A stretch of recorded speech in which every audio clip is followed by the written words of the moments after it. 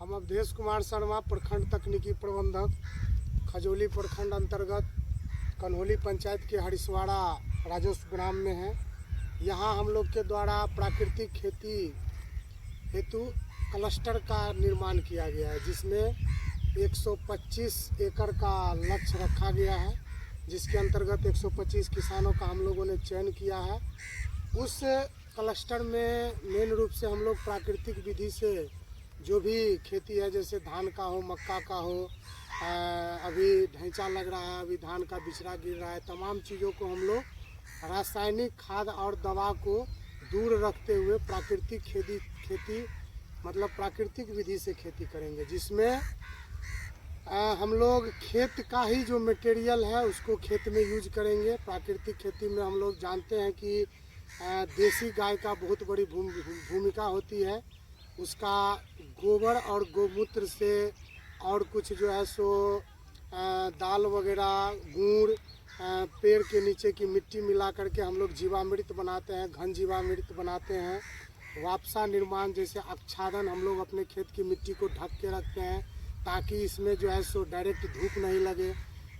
Total मिला के हम लोग प्राकृतिक खेती में अपने खेत के मिट्टी में जीवाणु का जो लाभदायक जीवाणु है, सूक्ष्म जीव है, उसका बढ़ोतरी करते हैं, ताकि पौधा को जो मिलने वाला पोषक तत्व जिस माध्यम से मिलता है, जो वायुमंडलीय गैस को अवशोषित करके हमारे पौधे के जड़ को प्राप्त होता है, जिसके माध्यम से सूक्ष्म जीव के माध्यम से उसका हम लोग बढ़ोतरी करते हैं। कल्चर के रूप में हम लोग जीवामृत, घन जीवामृत बनाते हैं, उसको खेत में डालते हैं।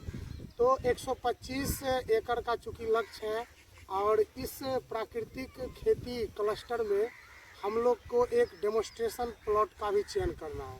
डेमोस्ट्रेशन प्लॉट कहें तो मतलब 1 हेक्टेयर का हम लोग का प्लॉट होगा, चूँकि हमारे यहाँ जनरली किसान सीमांत किसान होते हैं, और एक जगह एक किसान का 1 हेक्टेयर का प्लॉट यानी 55 कट्ठा का प्लॉट पुराना बहुत मुश्किल है। तो उसमें हम लोगों ने 5 किसान को रखा है। सभी किसान भाइयों का आसपास में खेत है, सभी खेत एक दूसरे से सटा हुआ है, जो कि मेरा डेमोस्ट्रेशन प्लॉट होगा। और इसमें हम लोग रासायनिक खाद और रासायनिक दवाई से दूर हटके प्राकृतिक विधि से खेती करेंगे। और उसके लिए सबसे पहला चीज़ होता है कि हम लोग पहले अपने खेत की मिट्टी को जांच लें कि उसकी क्या क्षमता है, उसमें क्या कार्बनिक मतलब ऑर्गेनिक कार्बन की क्या मात्रा है, उसमें जो है सो उसका पीएच क्या है, उसमें पोषक तत्व की स्थिति क्या है, जैसे नाइट्रोजन लेवल कितना है, फास्फोरस लेवल कितना है, पोटासियम लेवल कितना है।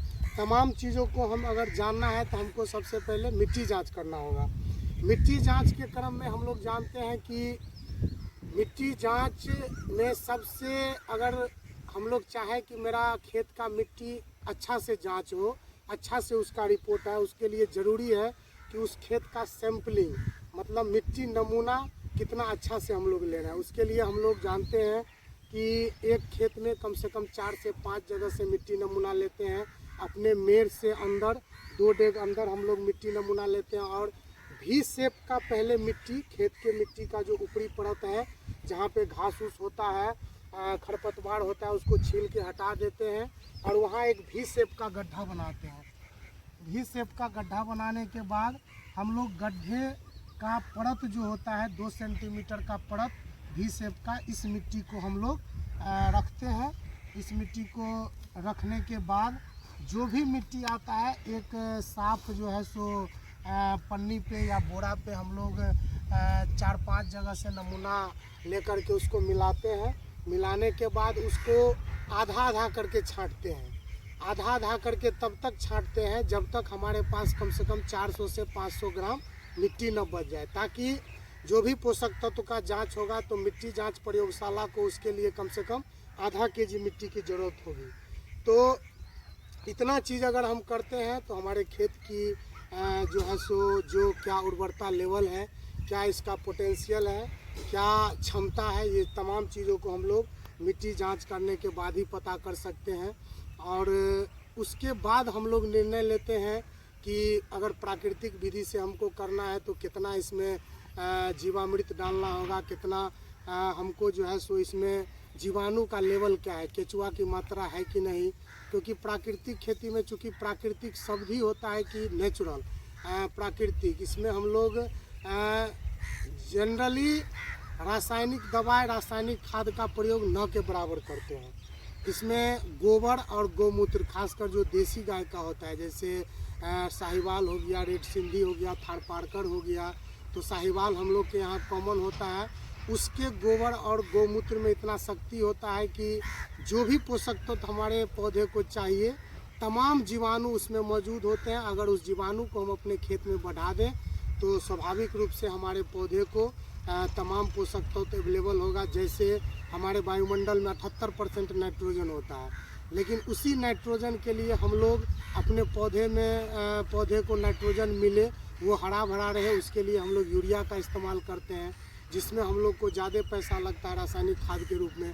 तो एक राइजोबियम नाम का जीवाणु होता है, जो हम लोग जानते होंगे कि अभी धान से पहले हम लोग मूंग का खेती करते हैं, ढैंचा लगाते हैं, जिसके नोड में जो है सो राइजोबियम बैक्टीरिया होता है। वो अगर मिट्टी में रहे तो वो नाइट्रोजन फिक्स करता है, हमारे पौधे को नाइट्रोजन इजी वे में उपलब्ध करवाता है। उससे हमारा जो है सो लागत कॉस्ट घटता है।